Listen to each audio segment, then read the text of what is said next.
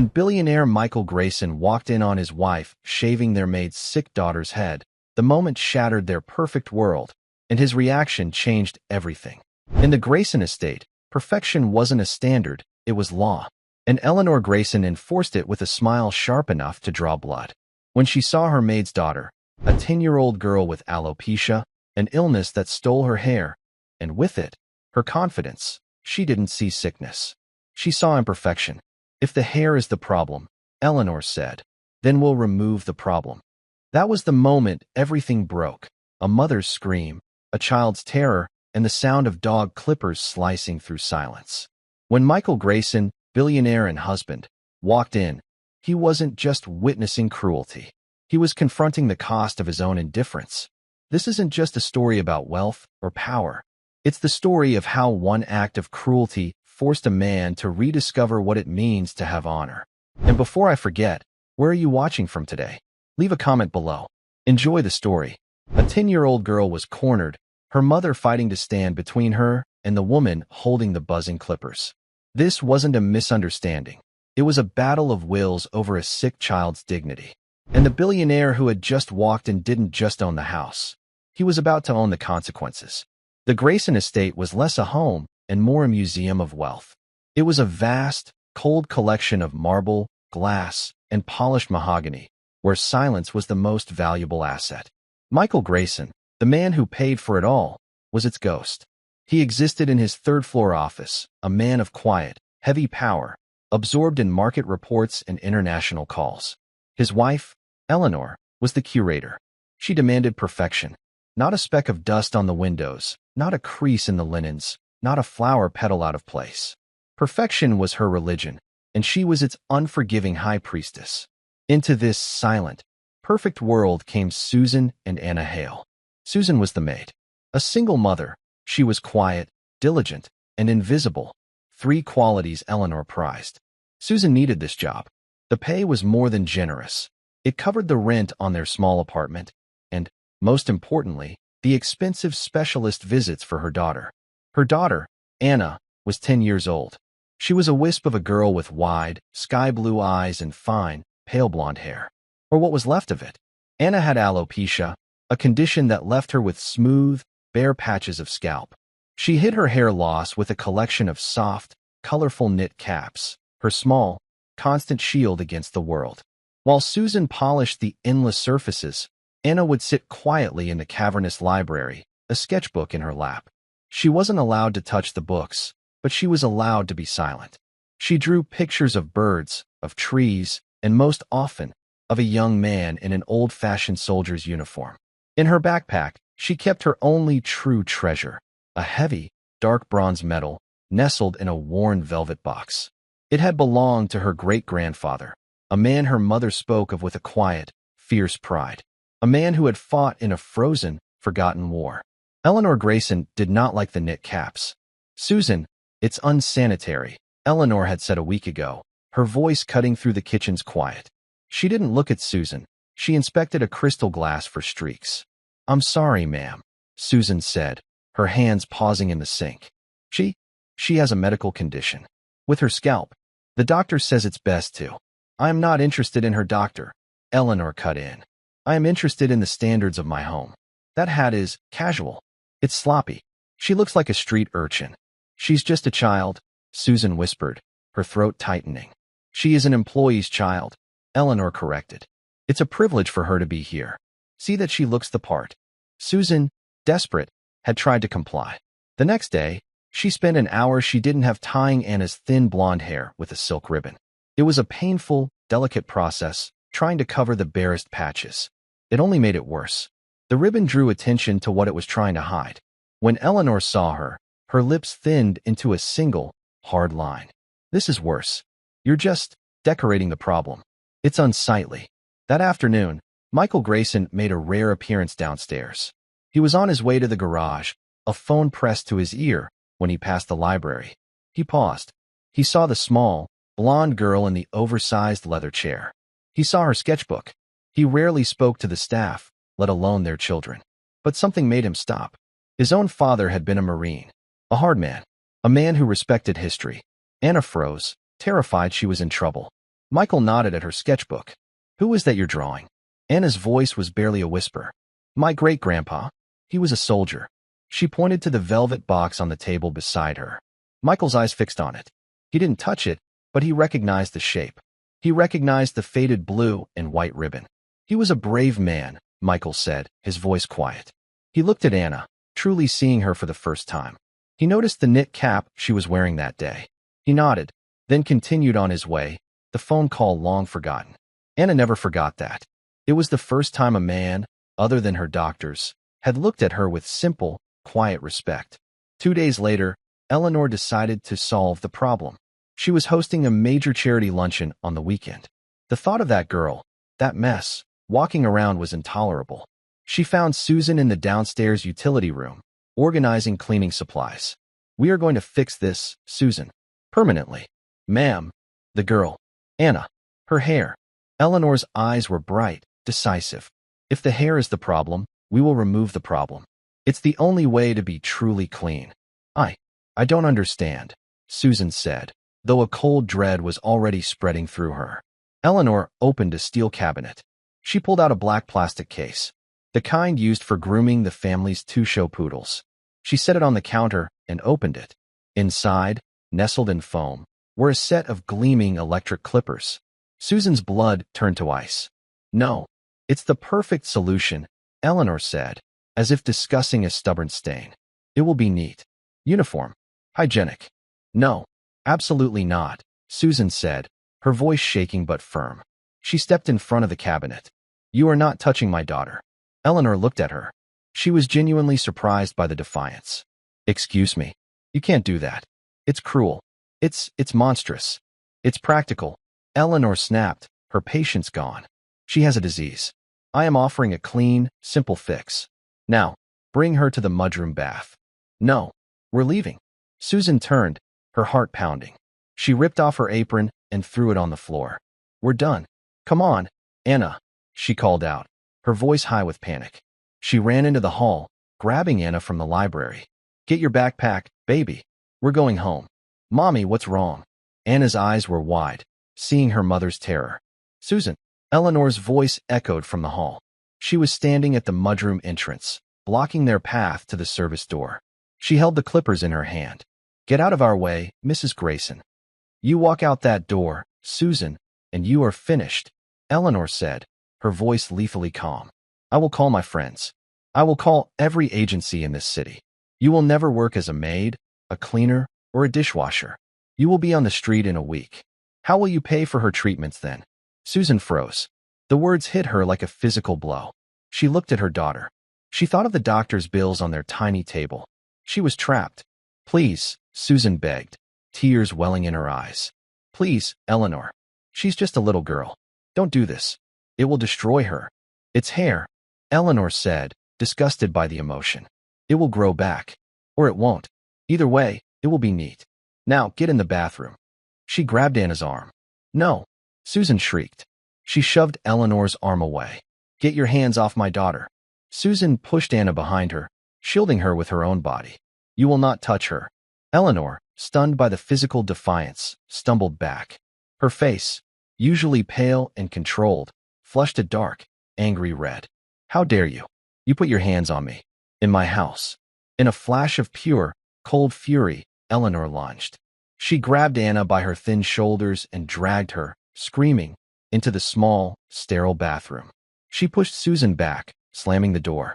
But Susan threw her body against it, forcing it open again. It was an ugly, desperate scramble. Mommy, help! Anna cried. I'm here, baby. I'm here. Susan fought, trying to pull her daughter back. Eleanor, stronger than she looked, held Anna in a grip of iron. She turned on the clippers.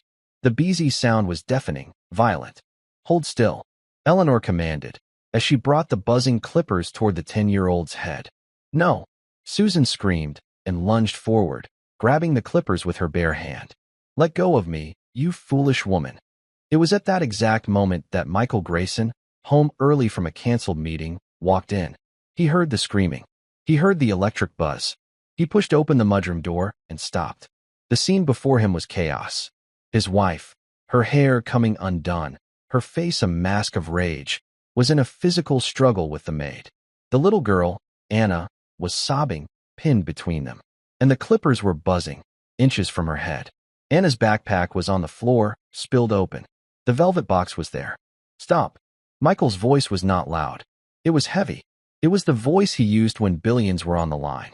The sound cut through the panic. Eleanor, Susan, and Anna all froze.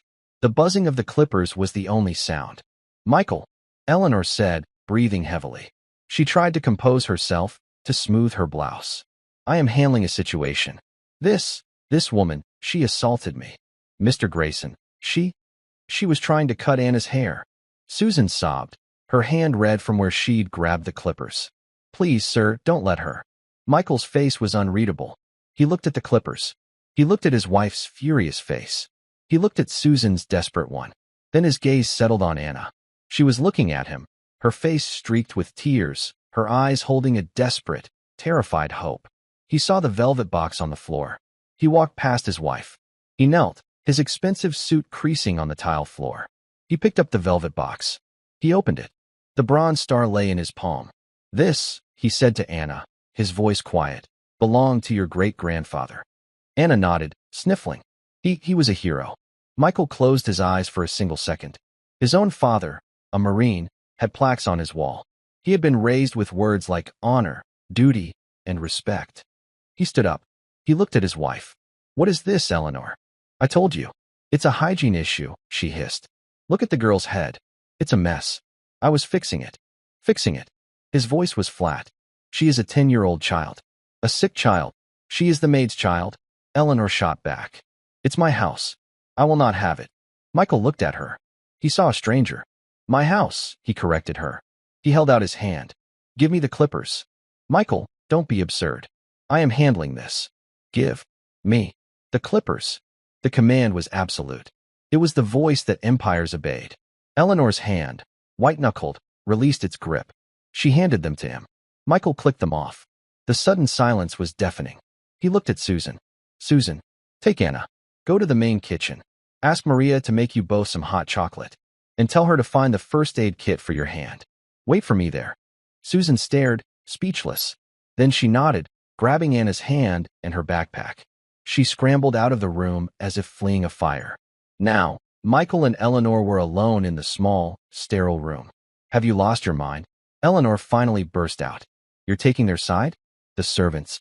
I am taking the side of a child you were terrorizing, Michael said. His voice was dangerously soft. You were going to shave her head. With dog clippers. They are not. They are for grooming. It's the same thing. No, Eleanor. It is not. He took a step toward her. She took a step back, hitting the counter. You brought shame on this house, he said. I brought standards. You brought cruelty. He looked at the clippers in his hand. He looked at her. His eyes were like ice. You are obsessed with perfection. With appearances. He clicked the clippers back on. The beezy sound filled the room again, loud and violent. Eleanor's eyes widened, a flicker of genuine fear in them. Michael, what are you doing? Don't be theatrical. You wanted to fix something that was imperfect, he said, advancing another step.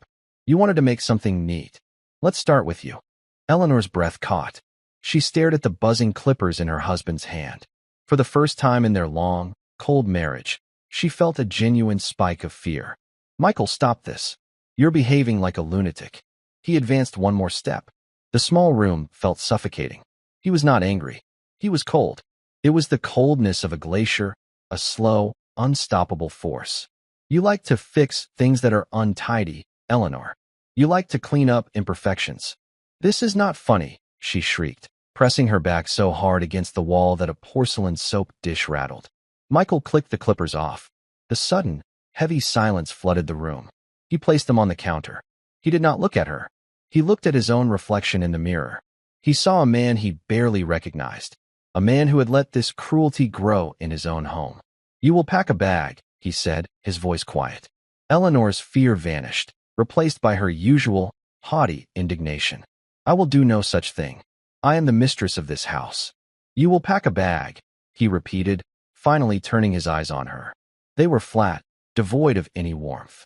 You will move into the guest wing. Immediately. The guest wing? Like a visitor? In my own home?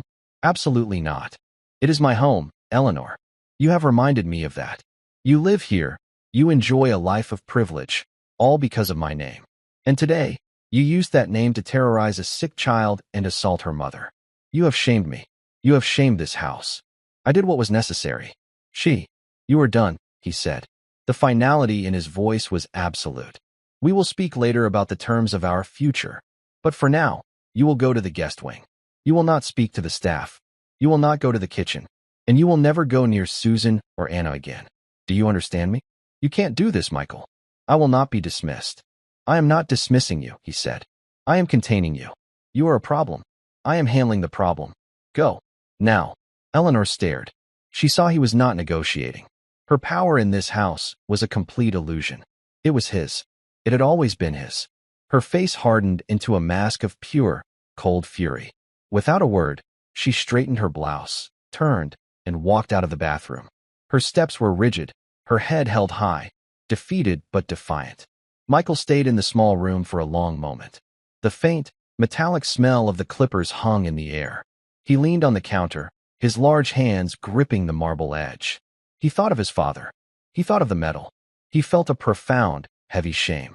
The main kitchen was in a separate wing. It was a vast, warm room that smelled of baking bread and rosemary. It was the only room in the house that felt alive. Maria, the head housekeeper and cook, was a stout woman in her late 60s with kind eyes and capable hands. She was wiping down a copper pot when Susan and Anna burst in. Maria, please, Susan sobbed, her composure breaking. She was shaking. We have to go. Maria's eyes went wide. She saw Susan's red, scraped hand. She saw Anna's tear-streaked face. Good heavens, child. What happened? What did she do to you? Maria was one of the few who dared to call Mrs. Grayson she. She tried to cut Anna's hair, Susan whispered, and the confession made her nearly collapse. I tried to stop her. Mr. Grayson, he came in. He sent us here. Maria's lips pressed into a thin line. She had seen Eleanor's casual cruelty for years, but never this. That woman. She is ice. Here, sit. Sit down. Maria bustled over, grabbing a clean dish towel.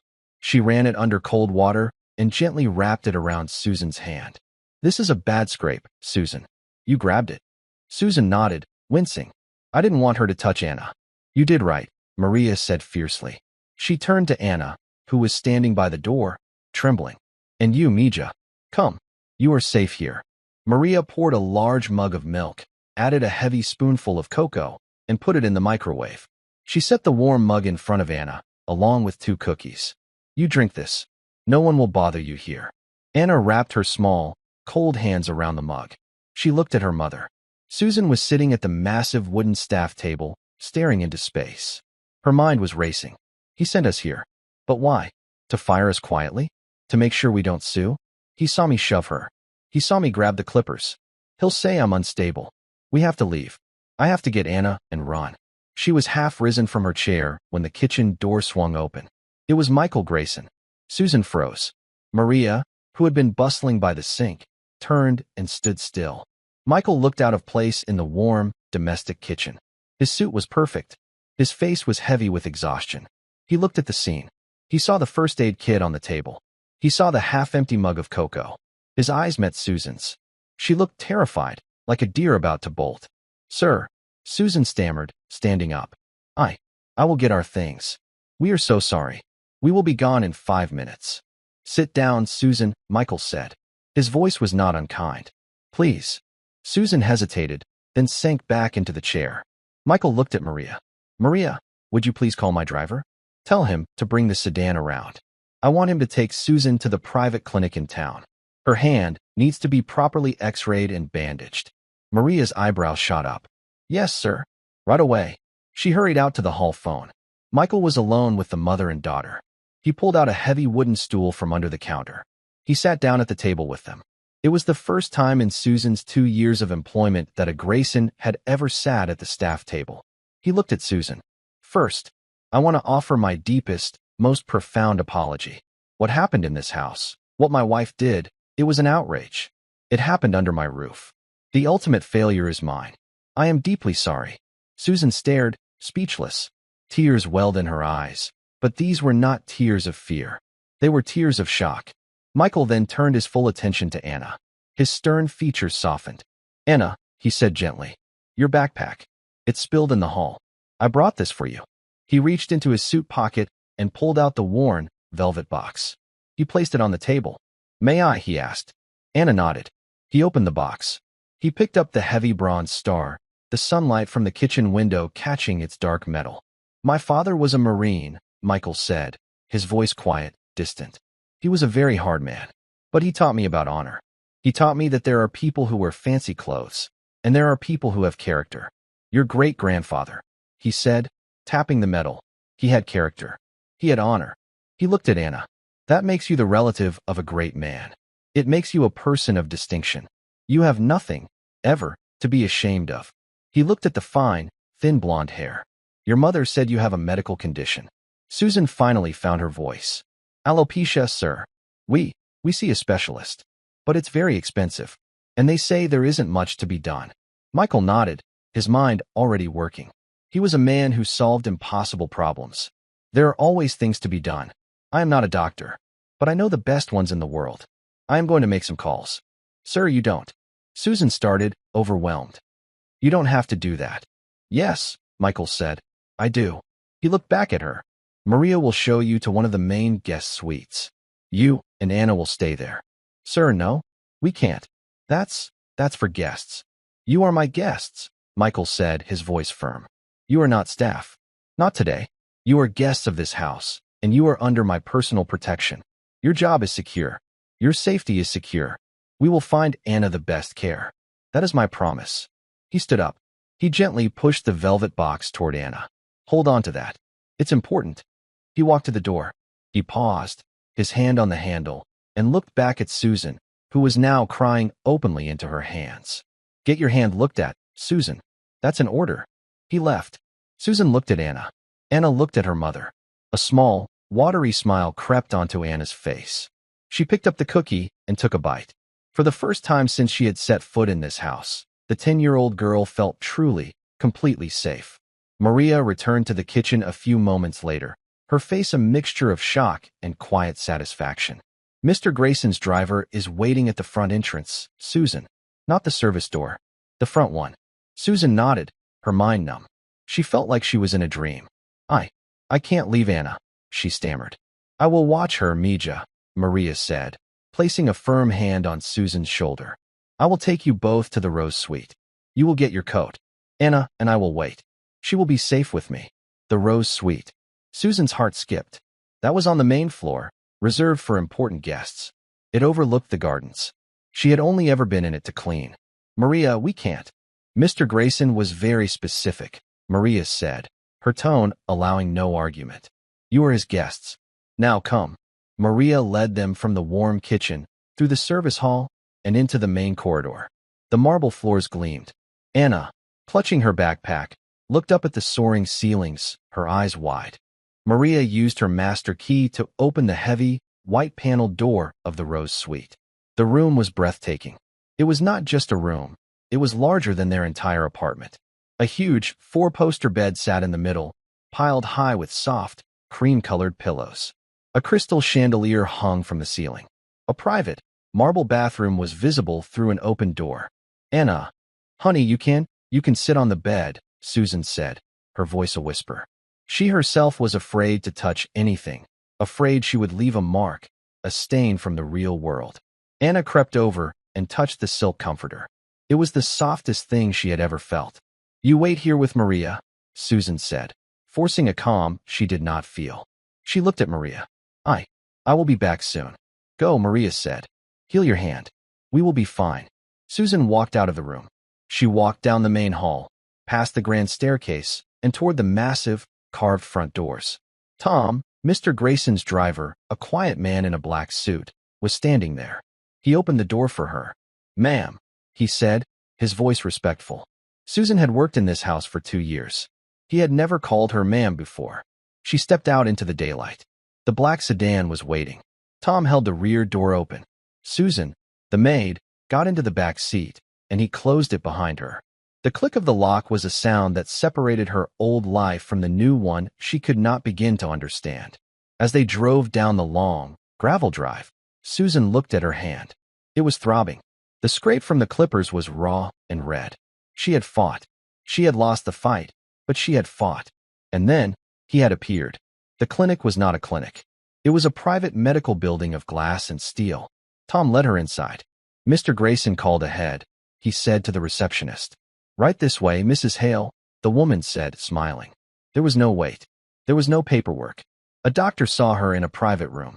He was kind, his voice gentle. You've had a bad encounter, he said, examining her hand. No breaks, thankfully. But you have a severe sprain and deep bruising. You must have grabbed something very hard. Yes, Susan whispered. I did.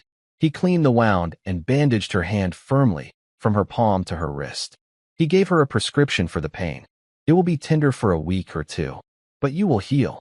Susan felt a strange, light-headed wave of relief. It was done. It was over. The bill. She started, fumbling for the thin wallet in her coat pocket. There is no bill, Mrs. Hale, the doctor said, patting her good hand. It's all taken care of. Mr. Grayson has you on his personal account. While Susan was gone, Michael Grayson was in his sanctuary, his third-floor office. It was a vast, dark room, lined with books. A single, massive desk faced a wall of glass that overlooked the entire estate. This was his command center. From here, he moved markets, bought companies, and shaped his world. Today, his world had shrunk to a single, small family. He was on the phone.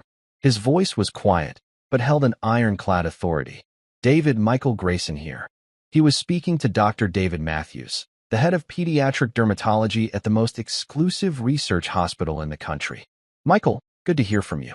What can I do for? I have a patient for you. A 10-year-old girl. Anna Hale. Her mother works for me.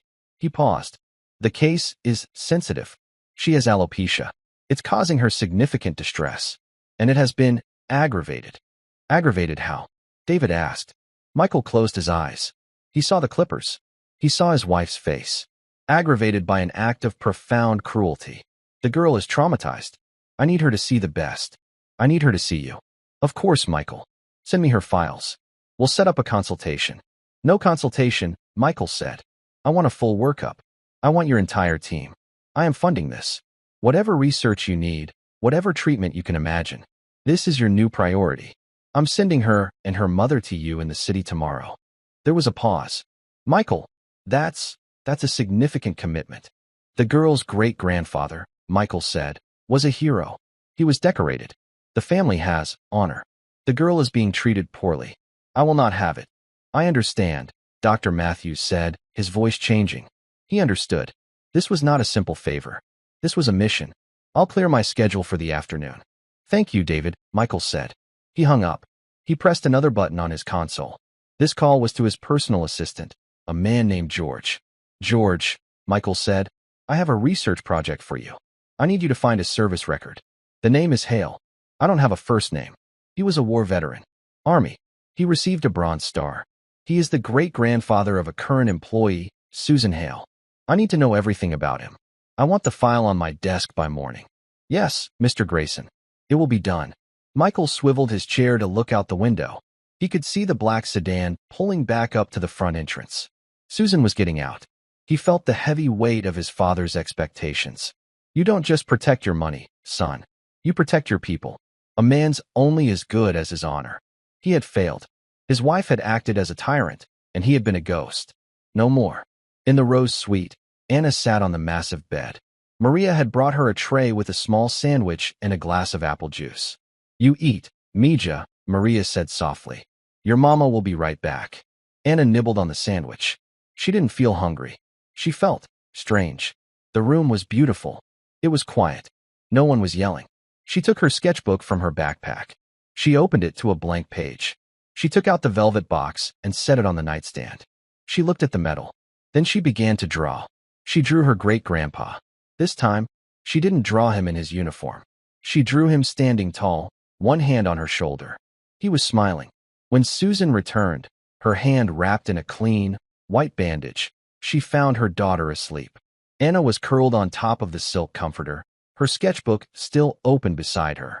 Susan stood for a long time, just watching her sleep. The fear was finally starting to fade. It was replaced by a deep, bone-weary exhaustion, and something else.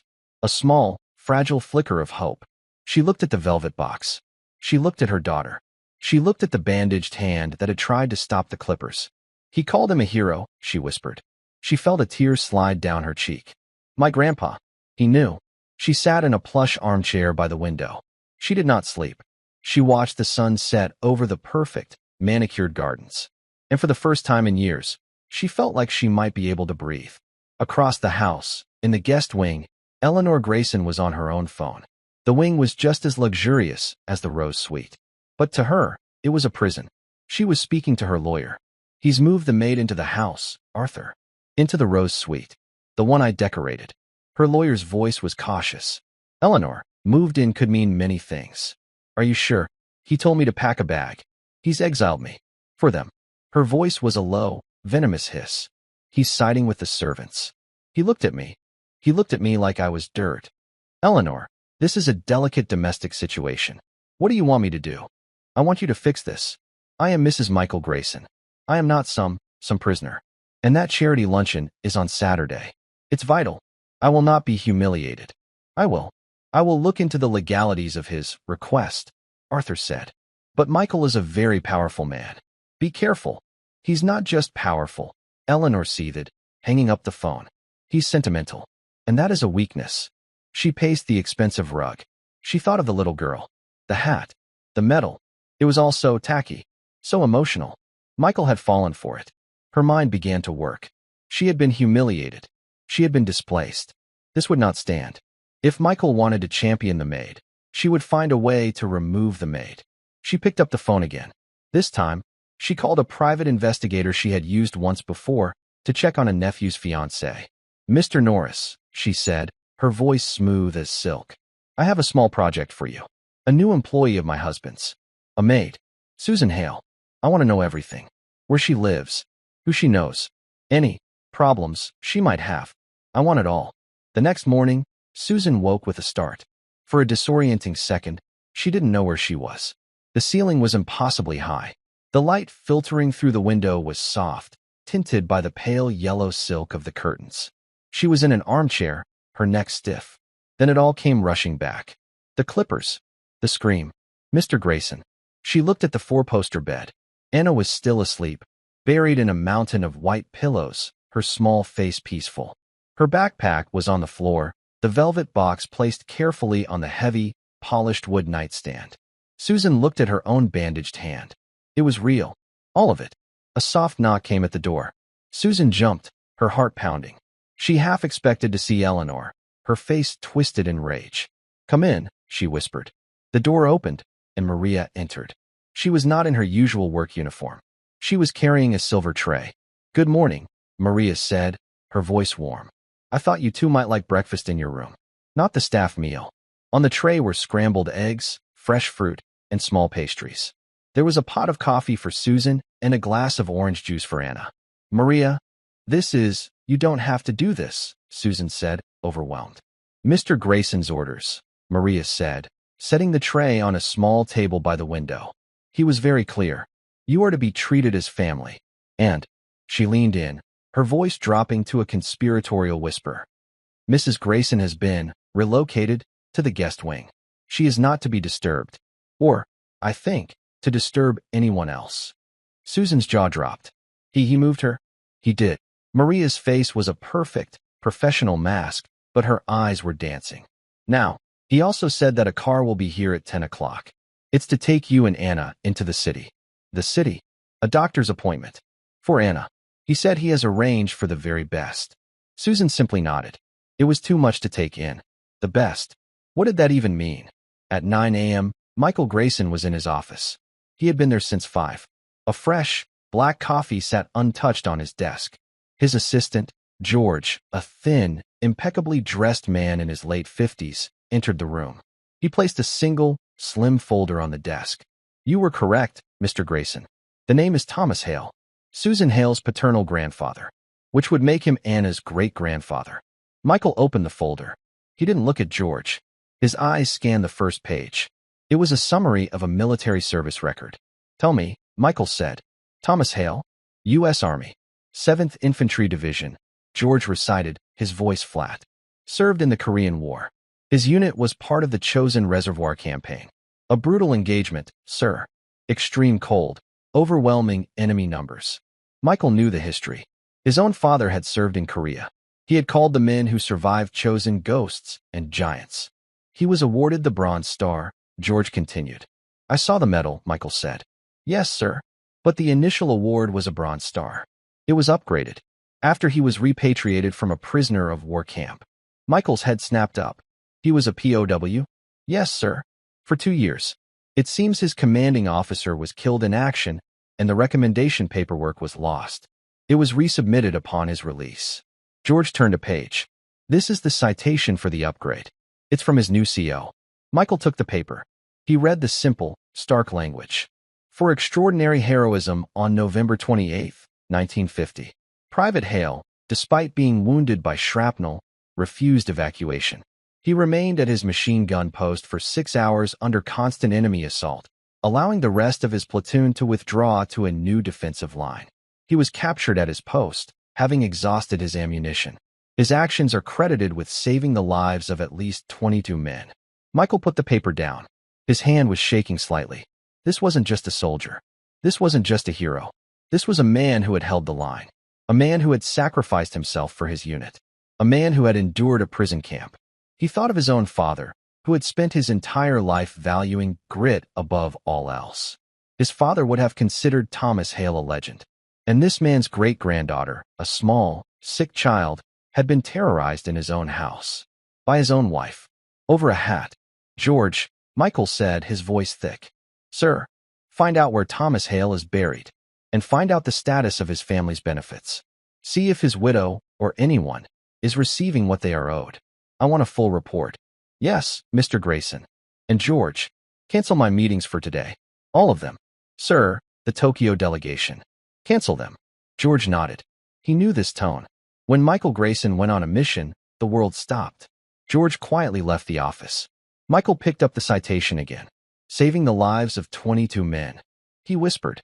He looked out the window. I can't save him, but I can save her. The drive to the city was a silent blur. Susan and Anna sat in the back of the black sedan. Anna had her sketchbook in her lap, but she wasn't drawing. She just looked out the window at the tall buildings. The clinic was a gleaming tower of glass that seemed to touch the sky. It was a research hospital, the name carved discreetly in stone by the entrance. A woman in a crisp suit met them in the lobby. Mrs. Hale? Anna? I'm Sarah, Dr. Matthews' assistant. We've been expecting you. She led them up a private elevator to a quiet, carpeted floor that looked more like a hotel than a hospital. They were shown into an office. Dr. David Matthews stood up. He was a kind-looking man with gray hair and a warm smile. He wasn't wearing a white coat. He wore a simple button-down shirt. He didn't speak to Susan. He knelt, just as Michael Grayson had. He spoke directly to Anna. You must be Anna, he said, his smile genuine. I'm David. It's a pleasure to meet you. Anna, shy, hid behind her mother. I heard something about you, Dr. Matthews said. I heard you're a very talented artist. Is that true? Anna peeked out. She nodded slowly. Well, I'm a bit of a doctor, he said. And my job is to try and help your scalp feel better. Is that okay with you? Anna nodded again. Good. We're going to run a few tests. It's mostly just looking, maybe taking a picture with a special camera. Nothing will hurt. I promise. For the next hour, Anna was treated with a gentleness she had only ever known from her mother. Dr. Matthews was patient. He explained everything. He called the special microscope a magic magnifying glass. He let Anna look through it herself. See, he said, your head is healthy. Your skin is strong. But these little things here, he pointed, the follicles, they're just asleep. Our job is to see if we can wake them up. After, he sent Anna with a nurse, who he called a paint specialist, to an art therapy room to draw what she saw. Then, he sat with Susan. Mrs. Hale, Susan, your daughter has alopecia areata. You know this. It's an autoimmune condition. Her body is mistakenly attacking her hair. They said it was because of stress, Susan whispered. Stress can be a trigger, yes, Dr. Matthews said. But it's not the cause. This is not her fault. And it is not your fault. Do you understand? Susan felt a pressure in her chest release. She nodded, tears welling. What Mr. Grayson told me about the recent trauma, That could certainly cause a new flare-up. It's clear she's under a great deal of emotional strain. What can we do? Susan asked, her bandaged hand gripping her knee. Mr. Grayson has authorized us to be aggressive. In the best way. We have a new topical treatment. It's in trial, but the results for children are remarkable. It's not a cure, but it can teach the body to stop fighting itself. He explained the process. It was a simple cream, applied daily. No needles. No harsh pills. But, he said, leaning forward, that's only half the battle. The hair isn't the real problem, is it? It's the cruelty she's faced. The shame. Susan's breath hitched. We have the best child psychologist in the city on this floor. Dr. Evans. I'd like Anna to start seeing her. We treat the body, and we treat the heart. Mr. Grayson has insisted on it. He's covering everything. Susan finally broke. The fear, the relief, the sheer, crushing weight of this kindness. She put her head in her hands and wept. At that same moment, in the prison of the guest wing, Eleanor Grayson's phone vibrated. It was Mr. Norris, the private investigator. That was fast, Eleanor said, her voice sharp. You pay for speed, Mrs. Grayson. I got what you need. And Susan Hale, single mother, no criminal record, pays her rent on time, no drug use, no gambling. She's clean. Eleanor's heart sank. Nothing? She must have something. I didn't say that, Norris said, and Eleanor could hear the smirk in his voice. She's clean now. But 3 years ago? Different story. She was a housekeeper at the Westford Hotel downtown. Yes? Go on. She was fired. Terminated for cause. What cause? Eleanor said, a thrill running up her spine. Theft. A guest, a wealthy woman, reported a diamond watch missing from her suite. She said Susan was the only one who had access. The hotel investigated. They didn't press charges. The guest didn't want the publicity. But they fired Susan on the spot. She signed a non-disclosure agreement to get her last paycheck. Eleanor's mind raced. It was perfect. She's a thief, Eleanor whispered. A common, low-class thief. And now she's in my house, in the Rose Suite, manipulating my husband. Looks that way, Norris said. I'm sending you the full report. The name of the guest, the hotel manager's report. It's all there. Good, Eleanor said, a slow, cold smile spreading across her face. Excellent work, Mr. Norris. She hung up the phone. She looked at her reflection in the gilded mirror. Michael thought he was so honorable, so sentimental. He had moved a thief into his house. He was paying for her child's art therapy. He had called her a problem. Oh, Michael, she said to her reflection. You have no idea what a problem looks like. But you're about to. She picked up her phone. She didn't call her lawyer. She called the society editor for the City Chronicle. The next morning, the house was still. Michael Grayson sat in his third-floor office. The sun was rising, casting long shadows across his desk. In his hand, he held the single-page citation. Extraordinary heroism. Refused evacuation. Saved the lives of 22 men. He read the words over and over. They felt heavy. They felt real. They were the opposite of his wife. They were the opposite of the cold, perfect world he had built. His assistant, George, knocked and entered, his face pale. He did not speak. He simply held out a tablet. Michael took it. It was the website for the City Chronicle. The lead story. Scandal at the Grayson estate. Billionaire's wife exiled to guest wing as distressed Maid moves in. Sources allege Maid's shocking criminal past. Michael's blood ran cold. He read the article. It was a masterpiece of anonymous sources and cruel innuendo. It painted Eleanor as a concerned, dutiful wife, worried for her husband's state of mind. It painted Michael as an erratic man, taken in by a designing employee. And then, the final, brutal paragraph. Sources close to the family are most concerned by the Maid's, Susan Hale's, history.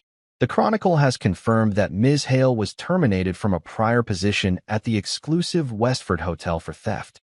She was a thief, and my heart breaks to think of her having influence over Mr. Grayson, said one concerned friend.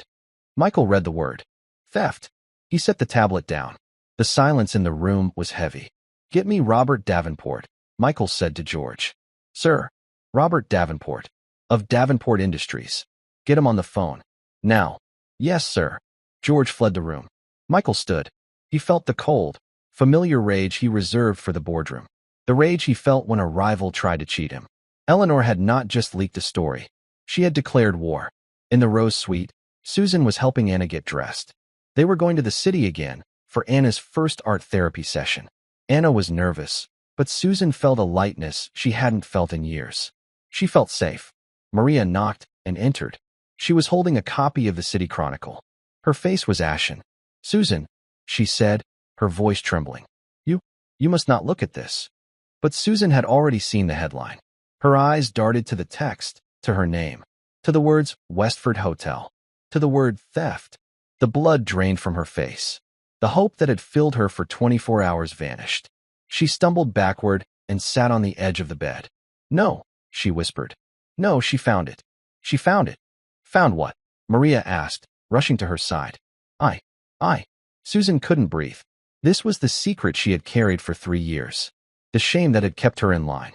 The reason she had been so afraid of Eleanor. "Mommy," Anna asked, seeing her mother's terror.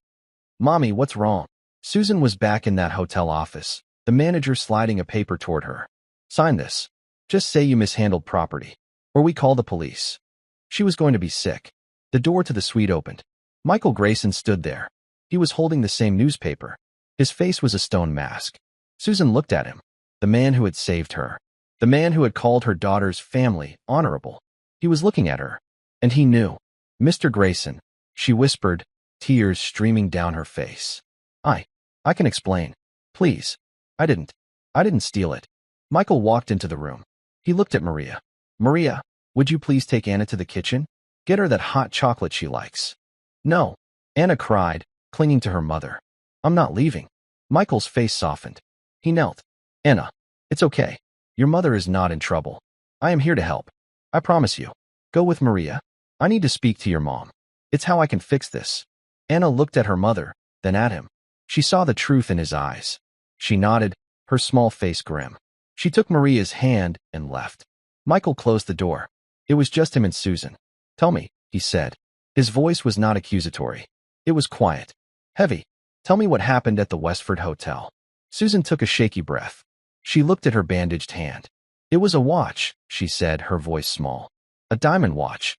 The guest, Mrs. Davenport, she left it on the nightstand, right by the glass of water. I was terrified it would get knocked off. So I picked it up, and I put it inside her jewelry box. On the dresser. I was trying to protect it." She looked at him, her eyes pleading. "When I came back, she was screaming. The hotel manager, security, they were all there. She said I stole her watch. I told them where I put it." The manager opened the jewelry box, and there it was. "Then what happened?" Michael asked. "Mrs. Davenport. She was so embarrassed. And she got angry. She said I must have been moving it to steal it. She said I only put it back because I got caught. The manager, he believed her. He said it was her word against mine. So they fired you. They threatened to call the police." Susan wept. "They said if I signed a paper, an NDA, and admitted I mishandled guest property, they would let me go. I had Anna. She was 7. I was a single mother. I couldn't go to jail. I couldn't. So I signed. I signed the lie. I'm so sorry, Mr. Grayson. I'm not a thief. I'm not." Michael was silent for a long time. He looked at this woman, broken by a system designed to protect the rich from embarrassment. "You are not a thief, Susan," he said. Susan looked up, shocked. You believe me?" "I do." He pulled his phone from his pocket. "And I have proof." He pressed a button. It was a speakerphone call, already in progress. A man's gruff, older voice filled the room. "Was a mess, Michael. A complete mess. Julia, my wife, she was not well then. Hysterical. Lost her own watch. Blamed the maid. Found the watch. Still blamed the maid. It was disgusting." Susan's hand flew to her mouth. "I know, Bob," Michael's voice said. "I have that maid here." "You do?" the voice said. "Good. I hope you're treating her well. I sent a letter to the hotel manager. Told him to apologize. Offered to pay the girl's salary for a year. The coward probably threw it in the trash. He was terrified of Julia. Listen, Michael. That maid, whoever she is, she was a good woman. She was the only one who got Julia's coffee right. She was honest. My wife was wrong." Michael looked at Susan. "This is Robert Davenport. His wife was the guest at the hotel." Susan was sobbing, but for the first time, they were tears of pure, unburdened relief. "Mr. Davenport," Michael said, "thank you. That's all I needed. Take care of her, Michael. People like that, they're rare. Michael ended the call. He knew, Susan whispered. He knew the whole time. Yes. Michael's face was hard again. And now, so does everyone else. He turned to the door. Your appointment is not canceled. Tom will take you and Anna to the city. When you return, this will be handled. Michael walked from the Rose Suite, across the grand foyer, to the guest wing. He did not knock. He used his master key and opened the door. Eleanor was at the vanity, fixing her makeup. She was on the phone. Yes, the charity luncheon is absolutely still on, she was cooing. It's just a small domestic issue. Michael is just emotional. She saw his reflection in the mirror. Her smile was triumphant. Michael, darling, did you see the paper? A terrible, terrible scandal. That woman, a thief. I told you I would fix it. I saved us. Hang up the phone, Eleanor, he said. Michael, don't be cross. I said, hang up the phone. The ice in his voice made her flinch. She mumbled a goodbye and hung up. You really did it, didn't you? She said, standing to face him. You threw your wife, your family, under the bus for a servant. I just got off the phone with Bob Davenport, Michael said. Eleanor's smile wavered. I don't know who that is. He's an old friend of my father's. His wife was the guest at the Westford Hotel, the one who lost her watch. Eleanor's face went completely white. He remembers the incident perfectly, Michael said, advancing into the room. He remembers his wife's hysterical behavior. He remembers the maid being honest. He remembers it all. You called him? She stammered. You built your lie on a foundation of sand, Eleanor. You were so desperate to find dirt on a good woman that you never stopped to check the truth. You just wanted to hurt her. You just wanted to win. I did it for us, she shrieked. I did it to protect our name. The name you let that child, tarnish. You are the tarnish, Eleanor. You are the rot. You terrorized a sick child. You assaulted her mother. And then, when you were held accountable, you tried to destroy that mother by leaking a vicious, slanderous lie to the press. He stood in front of her. This is not about standards. This is not about hygiene. This is about your own cold, black heart. You are a bully, and I will not have a bully in my house. You can't talk to me like this. I am your wife. Not for long. Call your lawyer. I want you out. Not in the guest wing. Out of this house. By noon. No, she cried, the cold composure finally shattering. The luncheon. Saturday. My friends. My reputation. Your reputation is gone, Michael said. You destroyed it yourself. You have my name. You have my money. But you do not have an ounce of my father's honor. Or of that maid's. He turned and walked to the door. Michael, please, she begged. It was the first time he had ever heard her beg. Don't do this. I have nowhere to go. Michael paused at the door. He looked back at her. That is not my problem, Eleanor. I am handling it. He closed the door. 2 months later, the Grayson estate was quiet. But it was a different kind of quiet. It was warm.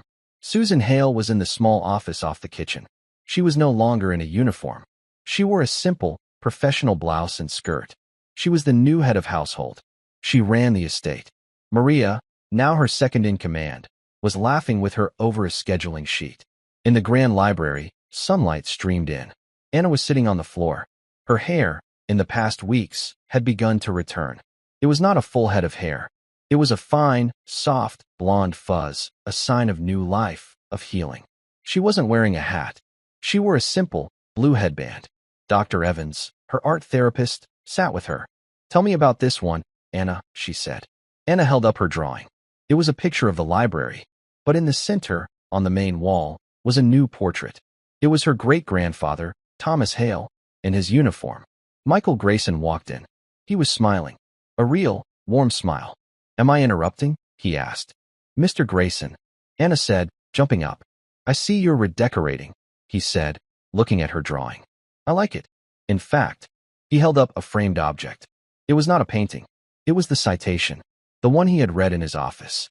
It was beautifully framed in dark wood, with a small brass plaque. Your mother gave me permission, he said. I thought this belonged here. For everyone to see.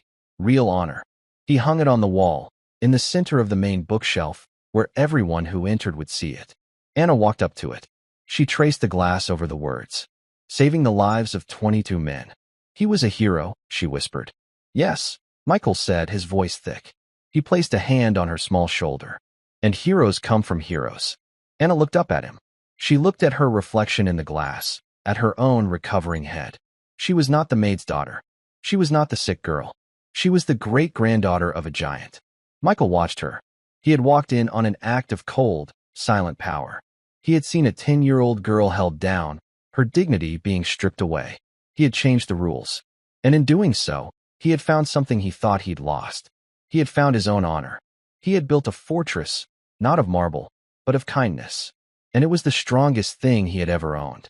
And that's where we'll leave this story for now. I hope it gave you a moment to pause, to step away from the noise of the everyday, and just drift for a while. I'd love to know where this story found you. Maybe on your drive home, winding down after a long day, or just looking for something real. Share your thoughts in the comments. I read every one. And if you'd like to join me for the next story, liking and subscribing helps more than you think. Thanks for spending this time here. It means a lot.